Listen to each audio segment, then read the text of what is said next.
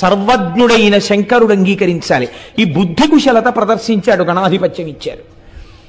చిన్నపిల్లలకి మంకుతనం ఉంటుంది కదండి. అందులో నువ్వు ఓడిపోయావురా అన్నారనుకోండి, చాలా బాధగా ఉంటుంది. అంతవరకు ఎందుకంటే ఓ బస్సులో ఆడపిల్లలు మగపిల్లలు కలిసి వెళ్తున్నప్పుడు అంత్యాక్షరి పెట్టి గెలిచారని మగపిల్లలకి ప్రైజ్ వస్తే పెద్ద అలరైపోతుంది. ఆడపిల్లలకి ఇస్తే మగపిల్లలందరూ మొహాలు ముడిచేసుకున్నారు మేమన్నా వెళ్ళినప్పుడు. అంటే అదో ముచ్చట అనుకోండి. ఎందుచేత అంటే ఓడిపోయావు అనేటప్పటికీ అది జీర్ణం కాదు, ఆ మాట వాళ్ళు అంగీకరించలేరు. అందుకే మనం ఇంగ్లీష్లో దానికి ఒక చమత్కారమైన మాట రన్నర్స్ అప్ అని పెట్టారు. ఏమిటో అంటే ఓడిపోయిన వారు అని అనకుండా ఇదేంటి, వీరిని గెలిచిన వారు వారు, వారిని గెలిపించిన వారు వీరు అని ప్రైజ్ ఇచ్చారనుకోండి, బహుశా సంతోషిస్తారేమో, ఓ మర్యాద ఉంది కాబట్టి. కనుక ఇప్పుడు సుబ్రహ్మణ్యుడు ఓడిపోయాడు, పెద్ద ఆయన గెలిచాడు, అందుకని వాడికి నేను పట్టాభిషేకం చేస్తున్నాను రా అన్నారు. అంటే అది అంగీకరించలేని అజ్ఞాని సుబ్రహ్మణ్యుడు కాడు. కానీ నాన్నగారు ఎలా అయినా ఈ ధర్మ సూక్ష్మం ఒకటి ఉంది శాస్త్రంలో అని చెప్పేసి అంగీకరించేసి ఆ అన్నయ్యకి చేసేశారు. అన్నయ్యకి చేసేశారని ఆయన బాధ కాదండో, అన్నయ్యకి చేసేశారని బాధ అయితే రావణాసురుడు కుబేరుడి మీద యుద్ధానికి వెళ్ళినట్టు యుద్ధానికి వెళ్ళాలి. ఆయనకి అది కాదు బాధ. ఓటమి వలన కలిగినటువంటి చిన్ని అక్కసు. చంటి పిల్లాడు కదండి సుబ్రహ్మణ్యుడు అంటే, ఆ మాత్రం లేకపోతే అందమే ఉంటుందండి పిల్లల దగ్గర. 70 ఏళ్ళు వచ్చినా పిల్లాడు అమ్మ దగ్గరికి వెళ్ళినప్పుడు అమ్మే, నాన్నగారి దగ్గరికి వెళ్ళినప్పుడు నాన్నగారే. పిల్లలు తల్లిదండ్రుల దగ్గర అలాగే ఉంటారు. అందుకని చిన్న కోపం వచ్చింది, కోపం వచ్చి నేను వెళ్ళిపోతున్నానని వెళ్ళిపోయాడు. ఎక్కడికి వెళ్ళిపోయాడు? ఎక్కడికి వెళ్ళిపోయినా తెలుస్తుంది వాళ్ళకి. వాళ్ళకి తెలియదు ఏమిటి సర్వజ్ఞులు పార్వతీ పరమేశ్వర్ల. కనుక చూశారు ఎక్కడికి వెళ్ళాడు వీడని. ఇంట్లో ఫంక్షన్ అయిపోయింది, పట్టాభిషేకం. ఓసారి వీడి దగ్గరికి వెడదాం రమ్మని కబురు చేశారు. రే నాన్న వచ్చి, అదేమిట్రా, నేను రాను అన్నాడు. పిల్లలు చూడండి మూతి ముడుచుకుని మీ దగ్గర మీద ఎక్కి కూర్చుంటారు. నేను రాను ఇంట్లోకి అంటారు. తండ్రి 2 రెక్కలు ఎత్తి తీసుకొచ్చేయగలడు ఇంట్లోకి, కానీ అలా తీసుకురాడు. వెళ్ళి చాలా బతిమాలతాడు. అందులో ఏముంది? తండ్రి ఓటం ఉందా? తండ్రితనం ఉంది, తల్లితనం ఉంది కదండి. ఇప్పుడు మీకు శ్రీశైల క్షేత్రం వింటే ఏమర్థం అవుతోంది? శివలింగాన్ని చూడగానే మీకు ఎంత పులకరింత రావాలి, నువ్వు మా తండ్రివి. అందుకని కదా ఇంత బతిమాలడమా సుబ్రహ్మణ్యుడి కోసం. అందుకని పార్వతీ పరమేశ్వరులు ఇద్దరూ కైలాస పర్వతం నుంచి సుబ్రహ్మణ్యుడి కోసం వచ్చారు. చూడండి, ఈ అరుగు మీద పిల్లాడు కూర్చుంటే దెబ్బలాడిన నాన్నగారి మీద కోపం వచ్చి పిల్లాడు అక్కడ కూర్చుంటే నాన్నగారు వెళ్ళి ఇలా పక్కన కూర్చుని ఏదో చెప్దాం అనుకునే వాళ్ళకి వాళ్ళు లేచి మళ్ళీ ఈ అరుగు మీదకి వెళ్ళిపోతాడు. అలా సుబ్రహ్మణ్యుడు ఓ 24 క్రోసులు ముందుకు వెళ్ళిపోయాడు. వెళ్ళిపోతే శంకరుడు ఎక్కడికి వెళ్ళి కూర్చున్నాడు? ఆయన వెళ్ళి మల్లెతీగల చేత చుట్టుకోబడినటువంటి ఒక అర్జున వృక్షం కింద ఆయన కూర్చున్నాడు. ఆయన వెడితే అమ్మగారు ఊరుకుంటుంది ఏంటి? ఆవిడ మహాపతివ్రత, ఆవిడ కూడా గబగబా వెళ్ళింది పక్కకి. వెళ్ళి ఆవిడ కూర్చుంది. ఏమిటండి వీడు మంకుతనం, మీ అంతటా ఆయన అసలు ఏం బొత్తిగా బుద్ధి లేదు, ఏం చిన్నవారా చితకవారా, ఏమిటి మీ పెద్దరికని తెలుసుకోకుండా ఏమిటి మీరే బతిమాలు వస్తే వాడు వెళ్ళిపోవడం ఏమిటి అంది. పోన్లేదు పిల్లాడు అన్నారు. అని మొట్టమొదట అమావాస్య రాగానే చీకటి కదా, కొత్త ప్రదేశం కదా, ఒక్కడు ఎలా ఉన్నాడో ఏమిటో అని ముందు శంకరుడు వెళ్ళాడు. వెళ్ళి అయిపోయింది, అప్పటికి ఆలక తీరిపోయింది. వెళ్ళిపోయి అదే దండాయుధపాణి అంటారు ఆయన.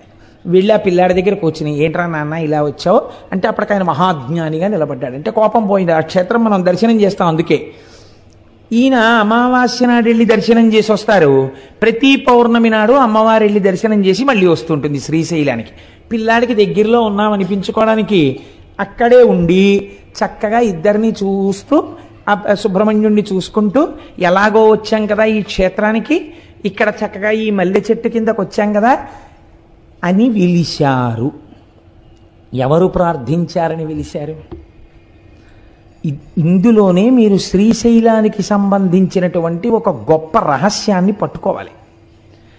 సుబ్రహ్మణ్యుడు అలిగితే తండ్రితనం చూపించి వచ్చాడైన, సుబ్రహ్మణ్యుడు అలిగితే తల్లితనం చూపించి వచ్చాడైన. మీరు కూడా అలక చేతనో అజ్ఞానం చేతనో అబ్బెబ్బే భగవంతుడు ఎక్కడండి, అన్నీ నేనే ఈ శరీరం చూపించుకుని భగవంతుడికి దూరం అయిపోయాం మనం కూడా కదండి. ఇలా దూరం అయిపోయిన వాళ్ళు ఎవరైనా ఉంటే వాళ్ళ దగ్గరికి నేనే వెళ్ళిపోతానని చెప్పొచ్చి ఆయన శ్రీశైలంలో కూర్చున్నాడు. దూరం అయిపోయిన వాళ్ళని వెతుక్కుంటూ ఆయన వస్తే ఆయన మా అమ్మ నాన్నగారు అక్కడ కూర్చున్నారు అనుకుని మీరే శ్రీశైలం వెళ్ళారనుకోండి, ఎంత సంతోషపడిపోతాడండి. నా పిల్లలు చూడవే కడుపున పుట్టిన వాడికన్నా వీళ్ళు నా పిల్లలే చూడు నా కోసం వచ్చాడు అని పొంగిపోతాట. అందుకే శ్రీశైల మల్లికార్జునుడిది ధూళి దర్శనం. ధూళి దర్శనం అంటే మీరు కాకినాడలో బయలుదేరి శ్రీశైలం వెళ్ళే లోపల 10 గంటలో 15 గంటలో నిద్రపోతారు. ఏ బట్టలో కట్టుకుని ఏ హోటల్లోకో వెళ్ళి అన్నం తినేస్తారు. ఆ పచ్చడి గిచ్చడి మీద పోసేసుకుంటారు. 2 మాటలు మూత్ర విసర్జన చేసేస్తారు.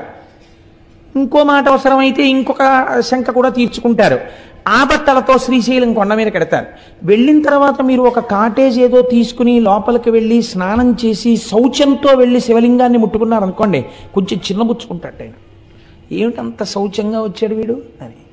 మీరు ఆ శ్రీశైల క్షేత్రానికి వెళ్ళగానే కాళ్ళ నిండా మట్టి పట్టేసి కాళ్ళు కడుక్కోకుండా చేతులు కడుక్కోకుండా స్నానం చేయకుండా పూర్తి చేసుకున్న శరీరంతో అనగా దూరదేశం నుంచి వెళుతున్నారనుకోండి, ఎంత అశౌచం అండి. మరి మలమూత్ర విసర్జన చేసిన శరీరం ఎంత అశౌచంతో కూడుకున్నది. పైగా మీరు కొంతసేపు నిద్రపోయారు బస్సులో రైల్లో, నిద్ర ఎంత అశౌచం వస్తుంది. ఎందుకంటే కొన్ని శరీరంలోంచి విసర్జింపబడవలసినవి బయటికి వస్తాయి. నిద్రపోతే పుసులు కడతాయి కళ్ళు. ఇటువంటివన్నీ ఏర్పడినప్పుడు మళ్ళీ స్నానం చేసి కానీ దేవాలయంలోకి వెళ్ళకూడదు. మీరు ఇన్ని అశౌచాలు దగ్గర పెట్టుకుని కాటేజీలో పెట్లు పారేసి ఈ మట్టి చేతులతో ఈ మట్టి కాళ్లతో వీలైతే ఇంకోసారి శ్రీశైలం కొండ మీద ఒక కప్పు టీ తాగకపోతే ఉండలేనని తాగేసి కాళ్ళు కడుక్కోకుండా శ్రీశైలం గుడి దగ్గరికి వెళ్ళి ధూళి దర్శనానికి వచ్చామండి అని లోపలికి వెళ్ళి ఈ మట్టి కాళ్లతో మోకాళ్ళ మీద కూర్చుని మట్టి చేతులతో శివలింగాన్ని ముట్టుకుని చెమట పట్టేసిన మొహంతో శివలింగం మీద తల తాటిస్తే పొంగిపోతట ఆయన.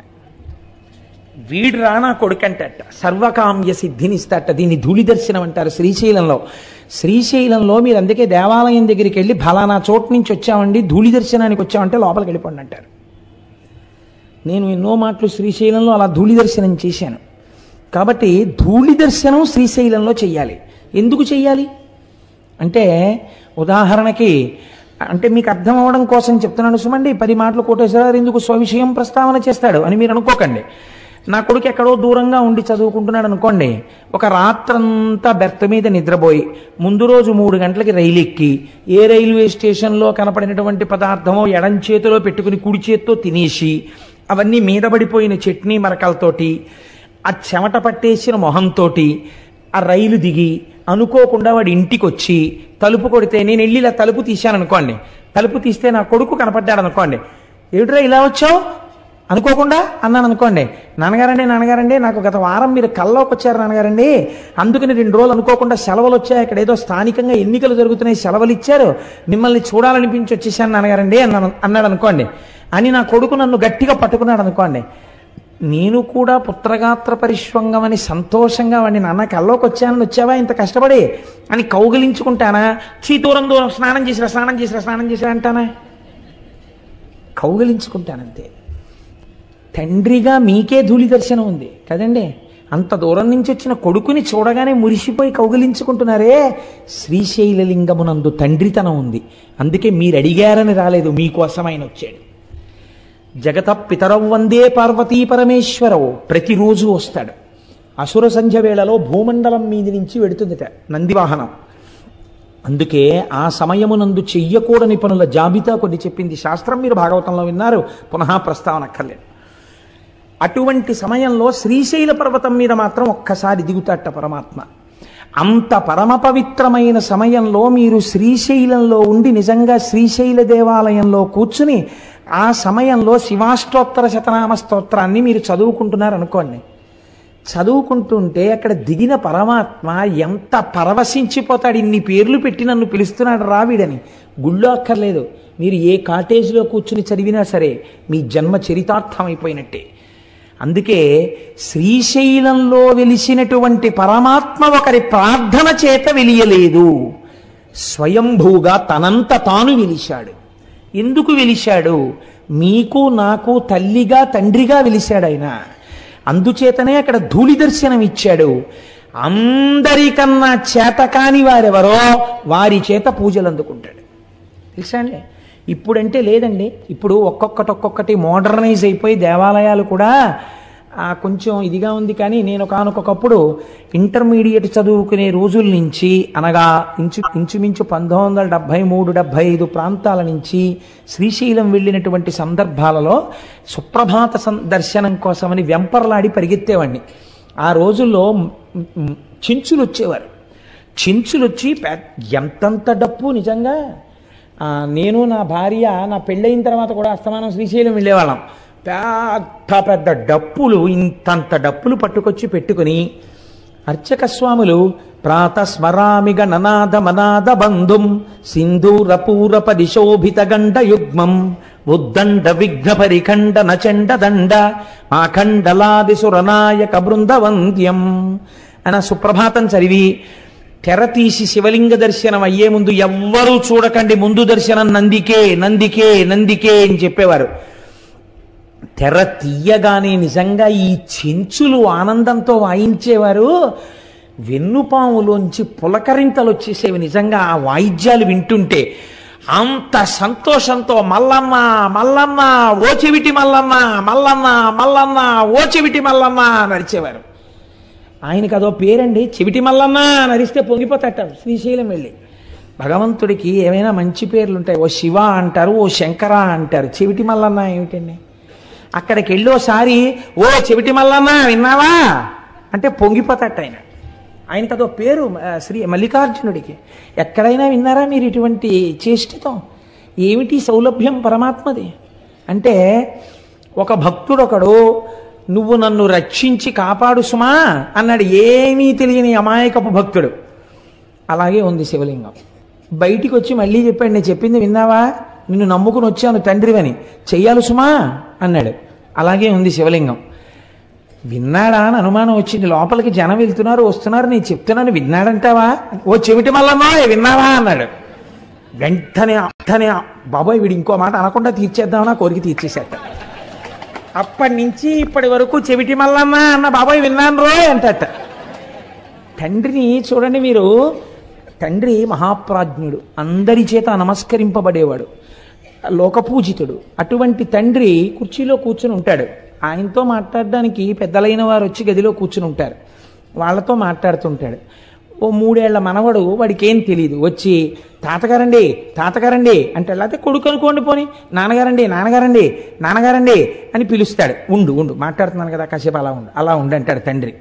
వాడు చూసి తండ్రి ఎంతకీ వింటలేదని ఆ కుర్చీ మించి మెల్లిగా ఏదో కొండెక్కేసినట్టుగా పొడుగాటి కాలు మించి తొడ మీదకి ఎక్కేసి ఇలా కంఠం పట్టుకు నిలబడితే పడిపోతామని తండ్రి ఇలా వాడి నడుం చుట్టూ చెయ్యేసి పట్టుకుంటే ఆయన చెవులో పెట్టి వేలు నాన్నగారండి నాన్నగారండి అని ఆయన మొహం పెట్టుకుని ఇలా అడ్డొచ్చేసి నాన్నగారండి నాన్నగారండి ఉండు నాన్న మాట్లాడుతున్నానా అంటాడు తండ్రి.